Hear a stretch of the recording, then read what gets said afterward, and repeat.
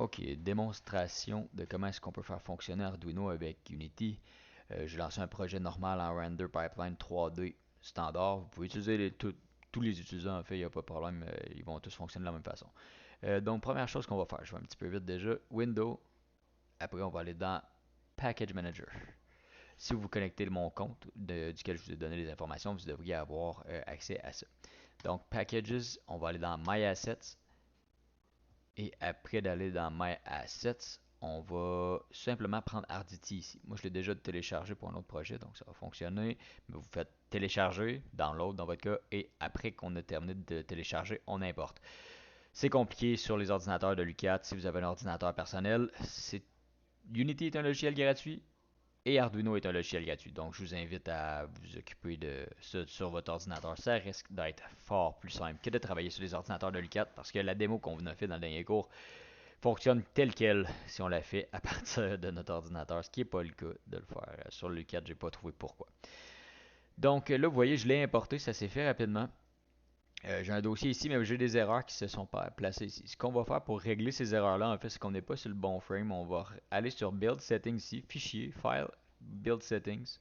On va faire Player Settings ici, dans le coin inférieur gauche, Player Settings. Ça va vous ouvrir cette fenêtre-là. Vous voyez, on est sélectionné dans Player. Et on va aller dans Other Settings ici. Donc vous voyez là, on a Icon, Resolutions, blablabla. On va à Other Settings, on descend, on descend, on descend, jusqu'à ce qu'on trouve en fait API Compatibility Level. Donc là, on est en .NET Standard 2.1 en ce qui me concerne. C'est peut-être différent pour vous. Je sais pas quelle version d'Unity que j'ai actuellement. Ça n'a pas changé. 2021, je suis un petit peu en arrière, mais ça ne change rien. Donc .NET Framework ici, on ferme ça. Hop, on ferme aussi. Et là, il fait rien, ça il prend quelques secondes, puis il va finir par réfléchir. Là, quand vous regardez, il est écrit ici, et là, il va reloader ses scripts.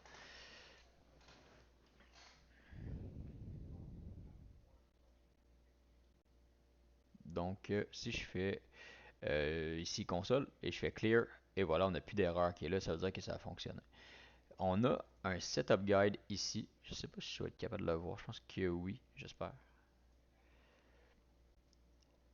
Et s'il finit par ouvrir, merci. Hop, je vais vous l'amener du bon côté. Hop, si j'ai pas de bug, et voilà. Donc là, si on regarde ça, ça nous dit ce qu'on vient de faire en fait. Là. Et ce qui nous intéresse de notre côté, c'est d'aller chercher ce script-là ici. Ok. Donc, vous voyez le script qui est ici, on va le copier-coller. Copie, CTRL-C, on l'amène ici. Et on va se faire un nouveau script, peu importe où, là, on peut le faire juste ici. Donc, je suis dans mon dossier projet, juste à la racine, ça peut être n'importe où, ça change absolument rien. Donc, on va faire script ici et on va l'appeler My Message Listener avec une lettre majuscule à tous les mots. D'accord? C'est vraiment important d'avoir ça. Si vous êtes trompé de nom de fichier, ça ne marchera pas parce que faut que le copy-paste du code soit cohérent en fait au niveau du nom du fichier. Parce que eux l'ont appelé de cette façon-là. Si je regarde ici, je l'ai dessus. Non, c'est l'autre côté. Hop. Donc lui, il s'appelle My Message Listener. Il faut absolument que votre fichier s'appelle de cette façon-là, que la nomenclature soit respectée. Donc, je l'ai ouvert, j'ai dit ça ici. Ouais, donc My Message Listener, je l'ouvre ici, j'efface tout, complètement tout. Je copie-colle le message que j'avais là et j'ai mon Message Listener qui est ici. Donc, il reload le script et ça devrait fonctionner là. Il nous a ajouté un null reference of an object, c'est pas important pour l'instant, on s'en fout.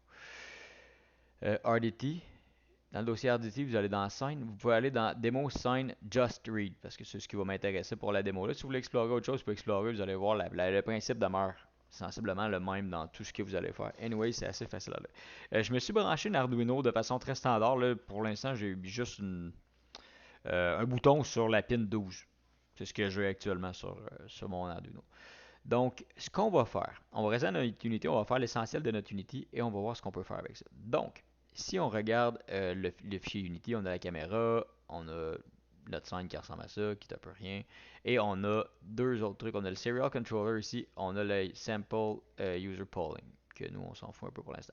Ce qu'on va faire, c'est qu'on va aller lui mettre notre script à quelque part sur un Empty Game Object. Donc, je vais aller dans la hiérarchie ici, je vais faire clic droit, je vais faire Create Empty, puis là, je vais l'appeler je sais pas, test parce que je suis super inspiré ce soir. Vous pouvez l'appeler comme vous voulez.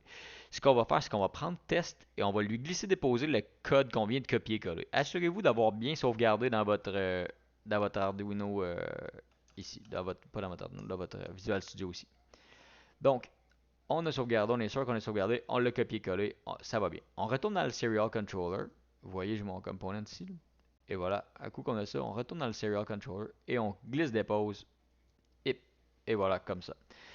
Donc, le côté Unity, ben, la première partie du côté Unity, on est bien fait, on est bien setup, on devrait être correct. Donc, ce qu'on va faire, c'est qu'on va ouvrir Arduino. Et là, je vais juste sauver du temps. On va prendre un fichier d'exemple. Donc, fichier. Il me semble qu'il y a les fichiers exemples là. Ouais. Examples. Et voilà. Digital button. Boom. Donc, j'ai un bouton là, puis là, il est sur ma pin 2. Je vais le mettre sur la pin 13. 12, j'ai dit 12. Oui, j'avais dit 12. Je vais être sur la 12. Button set, ça, vous voyez, on peut le garder. Tout ce qu'on va venir changer pour l'instant, on va ouvrir une console Serial parce que c'est ce qui va nous permettre de communiquer avec, comme on l'a vu au dernier cours. Donc, Serial Begin. Et on va lui mettre ça au baud rate de 9600. Je vais faire un. Et voilà. J'ai sauvegardé mon truc parce que ça ne me tentait pas d'avoir ça toutes les fois. J'ai le CTRL S facile. Donc là, après ça, quand on appuie, lui, il voulait que ça allume une lumière. Puis quand on n'appuie pas, ben, ça ferme la lumière. Je vais enlever ce code-là pour l'instant. On s'en fout un peu. Et ce que je vais faire, c'est que je vais écrire simplement serial.println up. Et après ça, je vais mettre single bracket. Donc guillemets simple, apostrophe genre. Et je vais envoyer un comme ça. Donc là, ce qu'on regarde, on regarde, je suis dans le com3. J'upload mon script. Et je vais le tester dans le Serial Monitor. Est-ce que ça fonctionne? Quand j'appuie, ça fait 1. On est d'accord? Vous avez vu le 1 apparaître là. Là, il faut faire attention. Par contre, si vous voulez communiquer avec Unity, il faut absolument que votre Serial Monitor soit fermé par contre. Sinon, ça ne fonctionnera pas. Parce que c'est vraiment un port de communication. S'il est occupé, ben, il est occupé. Vous ne pouvez pas en envoyer deux en même temps.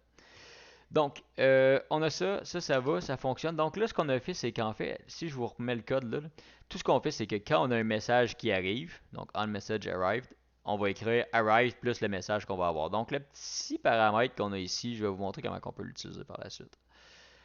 Donc si je teste, on va tester, voir si ça fonctionne. Null reference, c'est pas grave. Il nous a dit, je sais pas pourquoi il le fait. Il me fait ça tout tantôt, c'est pas important. Vous voyez, il y a device connected, donc il s'est connecté. S'il est écrit disconnected, probablement que c'est parce que vous n'avez pas fermé votre serial dedans. Donc si j'envoie 1, vous voyez là le message arrive, il est arrivé beaucoup de fois, il est arrivé 66 fois parce que j'ai appuyé rapidement. Il y a une manière de faire ça. Si on veut juste qu'on l'envoie une fois, par exemple, on pourrait juste. Qu'est-ce qu'on pourrait faire? On pourrait simplement tricher comme ça et mettre un delay et dire, ok, regarde, attends 500 millisecondes avant de renvoyer un 1. Fait que si jamais j'enlève mon doigt après une demi-seconde. Là, vous voyez, j'essaie d'uploader. Il me dit, hey, je peux pas. Can't open device. Pourquoi? Parce que il est connecté sur mon Unity. Je ne peux pas l'envoyer. Donc, j'envoie ça comme ça. Hop. Done compiling. J'arrive ici. Et là, ça clear. Je clear ça. Device connected encore. Je clear. Et là, j'appuie. Hop. Vous voyez, là, il y a juste un. Là, j'aurais appuyé un deuxième. Je peux vous entendre le clic. Là. Donc, vous voyez, ça monte comme ça. Donc là, on peut prendre ce 1-là, puis on peut faire autre chose avec. Là, c'est là que ça devient intéressant. Qu'est-ce que je pourrais faire? Je vais faire quelque chose d'assez simple. Je vais prendre, je vais aller dans ma hiérarchie, je vais cliquer. Vous pouvez prendre n'importe quel asset que j'ai, mais là, je vais juste faire ça rapidement pour vous. Effects, Particle System. Donc, si vous faites ça, vous avez des belles particules comme ça. Ça fait wouhou! OK. Donc là, on a un truc qui s'appelle à l'intérieur de ça Rate Over Time.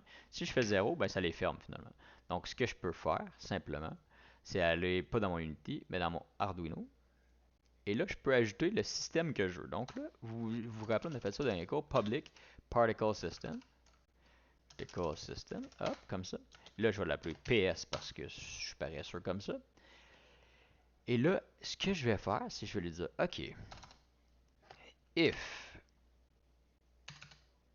le message est égal à 1, par exemple, je pense que ça devrait être ça parce que c'est un string qui rentre là, donc il devrait le comparer comme ça. Ça me semble être ça, du moins.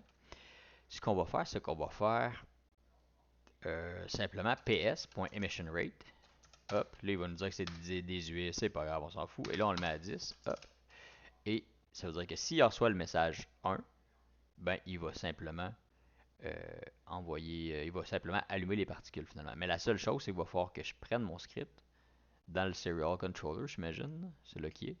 Donc, j'ai-tu. C'est ce que j'ai fait? Je l'ai mis où? Je l'ai mis ici. Non, c'est pas vrai, c'est dans le test que je l'ai mis. Ouais, exact.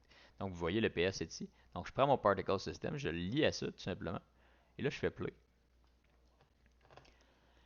Donc, on claire les messages d'erreur de base, c'est pas important. Et on fait juste appuyer. Et là, et voilà, j'ai appuyé, ça l'ouvre les particules. Donc, vous pouvez faire communiquer. Là, ça, c'est juste un bouton, mais le bouton, ça peut être n'importe quoi. Ça peut être quelqu'un qui appuie sur une partie d'un plancher. Ça peut être quelqu'un qui ouvre une porte. Ça peut être quelqu'un qui s'approche. On peut faire ça avec un analogique. C'est juste qu'on va changer notre logique ici. On va dire à la place d'avoir le button state, ben, on va avoir la valeur de notre potentiomètre ou de notre capteur de distance. Et là, on peut envoyer le message qu'on veut. Donc là, si j'envoie un, c'est ça.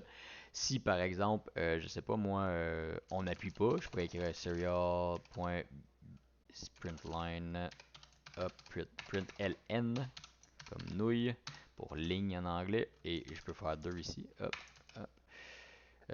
Lui, est-tu connecté? Non, il n'est pas connecté. Télécharge. Donc là, il va tout le temps envoyer le 2. Ça va être un peu intense par contre, mais bon.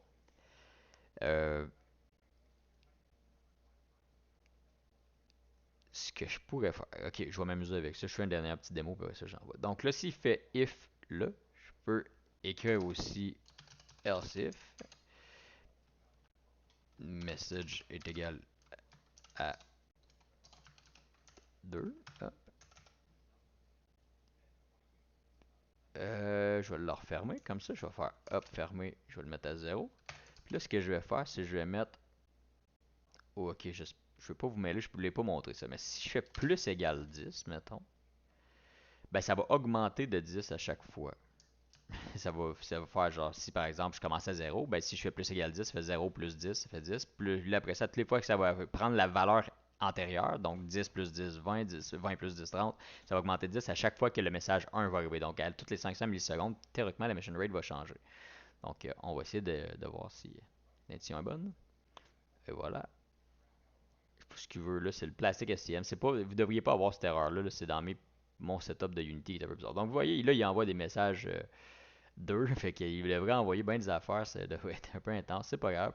Là, ce qui va nous intéresser, c'est, OK, si j'appuie, il va arrêter d'envoyer ça, vous voyez, puis là, il augmente. Puis là, plus je le prends longtemps, ben plus il y a ça. Donc, théoriquement, là, si je regarde, là, j'étais à 19, OK? 20, 21, ça monte. Vous le voyez, là, je ne vais pas compter avec vous. Si je vais sur le Particle System, puis je viens ici sur l'Emission Rate, regardez le Rate Over Time, qu'est-ce qu'il fait. Donc là, je le tiens, je le maintiens appuyé. Donc, j'étais à 400. Tu sais, vous voyez le lien 45, 450, 550, 500. Donc, ça augmente comme ça. Et là, vous voyez de toute évidence que ça arrête. Donc là, si je le remets là, et donc là, il l'a remis à 0 parce que j'ai lâché le bouton. Et si je réappuie, ben là, ça recommence à 10 comme ça. Donc, c'est juste une petite logique de même. Mais ça, il y a plein de trucs que vous pouvez faire justement avec ça. Il faut juste utiliser votre imagination pour pouvoir créer des visuels avec le lien comme ça. Donc, ça fait pas mal le tour. Si vous voulez aller plus loin, c'est facile d'extrapoler par rapport à ça. Si vous avez besoin d'aide, évidemment, venez me voir. OBS.